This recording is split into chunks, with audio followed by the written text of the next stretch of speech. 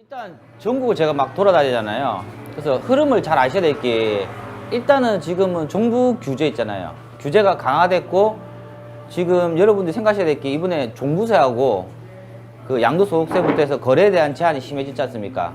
그래서 지금 염려되는 부분이 뭐냐면, 이 반발이 심하니까 내가 봤을 땐 규제를 지역에 대한 추가 규제를 못 내요. 이번에 지역에 대한 추가 규제를 내면 특징이 뭐냐면, 예전에는 행정 단위 동으로 지정한다고 했다가 이제는 반대로 역으로 있잖아요. 완전 뒤통수 치듯이 넓게 지정해가지고 말 그대로 전체를 다 지정하는 거예요. 이번 대전하고 인천이 딱 그런 상황이거든요.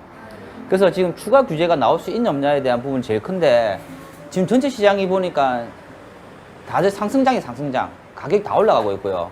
또다시 제2의 순환식으로 또 투자가 들어가는 것 같아요. 그래서 지금 그런 부분에 있어가지고 내가 봤을 때는 지금 국토교통부에 있는 제 관련된 친구한테 물어보니까 추가 규제에 대한 얘기가 나오게 되면은 일단은 국토교통부에 있는 심사위원회에서 심의를 해요. 예, 그래서 그 심사위원회 부분이 아마 12월 달 정도에는 한 번은 있을 수 있을 것 같다라는 말을 하더라고요.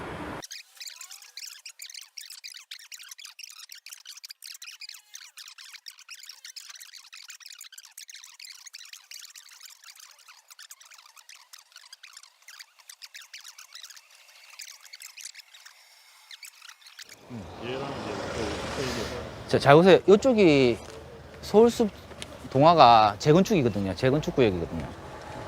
그래서 재건축 구역이라서 분명히 이제 약간 성수 전략지구가 떨어져 있지만 그래도 올라갈 여기 커져요. 근데 잘 보세요. 여기는 다른 데 빌라촌들하고 다르게 맨션하고 아파트로 되어 있잖아요.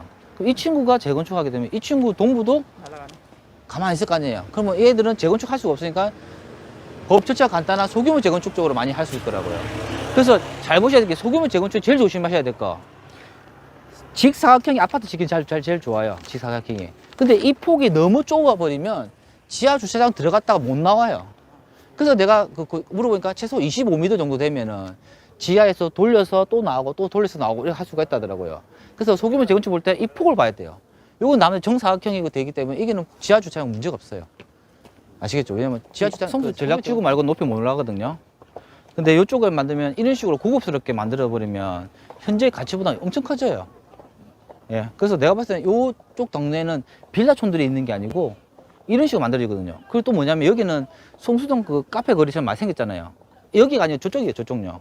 저쪽인데도 여기도 보면 아파트가 주거지가 혼용돼 있다 보니까 골목길 자체에 카페 거리 있죠. 그게 좋아져요. 내가 신사동 가서 위치가 좋아가지고 오래돼서 가볼랬는데 신사동은 빌라들이 없어요. 그리고 하더라도 재건축이 불가능하고요. 너무 붙어 있으니까. 근데 신사동 가보니까 제일 가치 있는 게 뭐냐면 단독주택이 제일 가치가 커요. 왜 그러냐면 단독주택은 개발할 수가 있잖아요. 그래서 거의 단독주택 같은 경우는 7천, 8천 하고 평당 하더라고요. 그냥 빌라들은 그 평당 7, 8천짜리 나눠 가지다 보니까 소규모 재건축에도 거의 자기 돈 다 넣고 하잖아요. 그러면 옆에 있는 신사 레미안을 보니까 12억, 13억밖에 안 해요. 그러니까 아싸리 그거 가는 게 타라는 낫지, 신사동은 소규모 재건축 힘들더라고요. 근데 이 성수동은 이쪽 이런 식으로 개발을 할 수 있거든요. 자, 일로 가보시죠.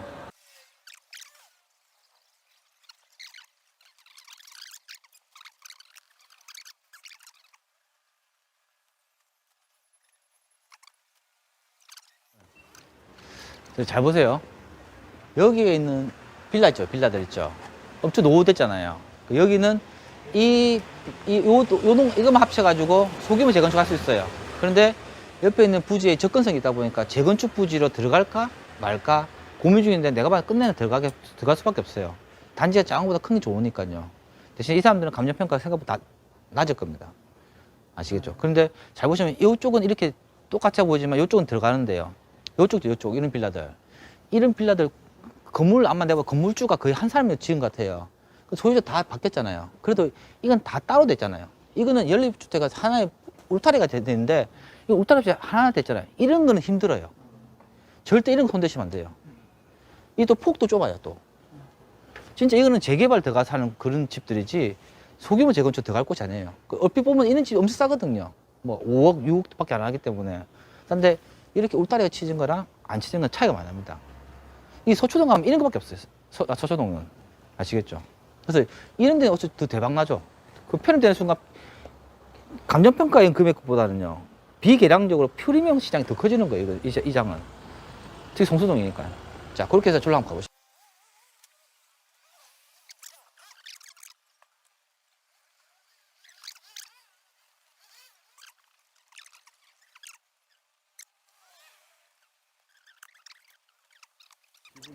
그렇죠. 잘 봐요. 요 두 개가 있어요. 근데 이 전체 그림 봤을 때는 작은 재건축하고 작은 소규모 정비사들 많잖아요. 맞죠? 근데 이 다들 빌라들로 끊기는 게 아니고 연결되잖아요. 다 한 군데로. 이것도 아마 재건축 들어가려다가 폼 잡을 수 있을 거라고 예전에는 조만간. 근데 잘 봐요. 여기는 땅 모양이 있고 땅 지분도 좋고 건물 상태도 좋아요. 근데 이 친구는 30년 넘어가지고 소규모 재건축에서 동의까지 받은 상태예요. 그래서 처음에 제가 한 1개월 전에 왔을 때는 12억에 호가 나와 있는 물건이 있어서 비싸서 못 샀거든요. 그래서 이쪽을 딱 돌리니까 여기는 폭은 좁은데 세개동이 있는 거예요. 그럼 내가 봐, 이놈이나 저놈이 똑같은 거예요. 예? 근데 여기는 잘 보시면 낡은 걸로 따지면 이게 더 낡아 보이는데 이게 92년식이에요. 그러니까 이 친구가 재건축 들어가면 2022년도 돼야지만 소규모 재건축을 할 수가 있는 거죠. 그러면 이 친구들은 소규모 재건축 하니까 가격이 올라가고 있고, 이 친구들은 지금 가격이 변동이 없는 거예요. 근데 지금 이제 네이버 매물을 보니까, 오늘 보니까 여기 9억 천짜리가 나왔고요. 여기 7억짜리, 7억인가 나왔죠? 9억 8억 5천. 9억 8억 5천이잖아요. 그럼 제가 봤을 때는 2년을 기다려서 이거 친구 사느니 호재에 있는 9억 천짜리 사는 게 더 나은 거죠. 그리고 집 상태로 봐서도 여기가 더 관리잘 됐으니까 전세 보증금도 더 잘 받고 세입자도 안 나갈 거 아니에요.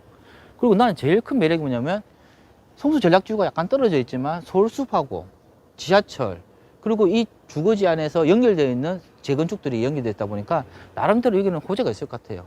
그래서 내가 봤을 때는 굳이 비싼 15억짜리 사는 것보다 이걸 사놓고 유지 관리 잘 해가지고 3년에서 한 5년만 잘 견디면 내가 봐 보유의 가치가 있을 만한 물건인 것 같아요. 아시겠죠? 그리고 이 동네 쪽이 유행처럼 이렇게 성수 카페 거점 생겼지만 이쪽 있잖아요. 이쪽요. 이쪽에도 보면 잘 보세요. 이런 주택이나 빌라들 있죠. 빌라 같은 데도 상가로 바뀌고 있어요. 그리고 또 빌라 중에 한 가지가 정말 괜찮은 게 뭐냐면 그 반지하죠. 지층. 그거를 개발한 사례가 있거든요. 그것도 보여드릴게요. 아시겠죠? 잠깐 보시죠. 잘 봐요. 무조건 재개발, 재건축만 있는 거 사지 말고요. 이런 집들이 대박나요. 이런 집들하고 요 안쪽에 눈에 보이는 집 있죠. 이런 게 대박나는 게 뭐냐면 요건 지층이잖아요. 반지하잖아요. 이걸 가지고 주택으로 가치를 가져가는 것보다 저 옆에 보십시오. 저 옆에. 예.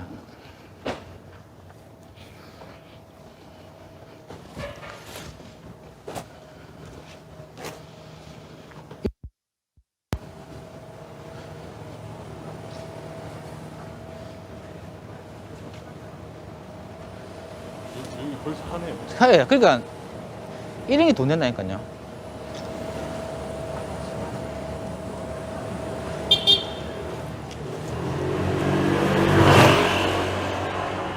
그러니까 무조건 뭐 소규모 재건축 개발 호재보다는 이렇게 주거지 좋은 데에서 약간 얼른 오십시오. 근데 여기 보세요. 이런데 지하 1, 2층 있죠. 반지하고 1층 이런 거 얼마 안 할 거라고요. 라인도 안쪽에 있잖아요. 차도 안 되는데 이런 거 자꾸 개발하잖아요. 이런 식으로.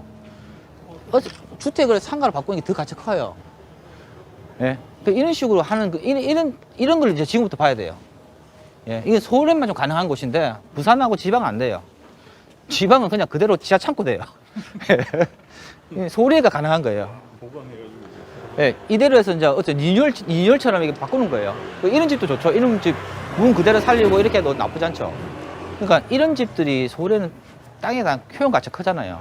어쩌면 재건축에 대한 올라가는 것보다 이런 주택 하나 가지면서 1층에 그거 주고 하는 건 나쁘지 않죠. 이런 것도. 10억짜리 아파트가 있어야지 그 다음 같이 오르거든요. 내가 봤을 때 수익 구조와 주거 지역은 성수도 나은 것 같아요. 근데 여기는 그나마 좀 접근성이 좋다 보니까 보편적으로 세놓고도 좋고, 여기 부동산 소장님이 잘 알아요. 예, 그래서 물어보니까 그렇고, 예, 제가 사진 올려드렸어요. 그리고 나머지 이쪽에 지금 한 바퀴 차를 돌면은 좀 갈 수는 있어요.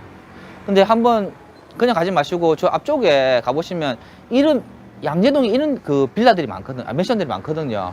거기도 다 보면 다 붙어 있어요. 소규모 재건축한다고. 잘 보시면은 소규모 재건축하는데 이 사람들이 왜 하냐면 1차적 목표가 뭐겠어요? 새 아파트 만들려는 목표가 아니에요. 1차 목표가 뭐냐면 집값 올리기 위한 거예요. 재건축 동의 받았다 그것만 붙여놓고 도대체 추진 안 되는데 엄청 많아요. 예. 그런 걸 저희가 토스 받아가지고 하면 되는데 뭐 사람이 일에 한계가 범위가 있다 보니까 그런데 일단은 뭐 저도 저 같은 경우는 일단 12월 달까지 무조건 대전 거 끝내야 되거든요. 끝내놓고 이제 인천하고 이렇게 부산하고 우리 서울 지역 왔다 갔다 하면서 저도 이제 그거 하려고요. 그래서 그만큼 지금 소규모 장들이 대다수 재개발 재건축 몰리다 보니까 그쪽이 다 빠졌는데 어찌 보면 지금부터 투자하고 움직이는 건 지금부터 움직여야 돼요. 절대 늦은 거 아니에요.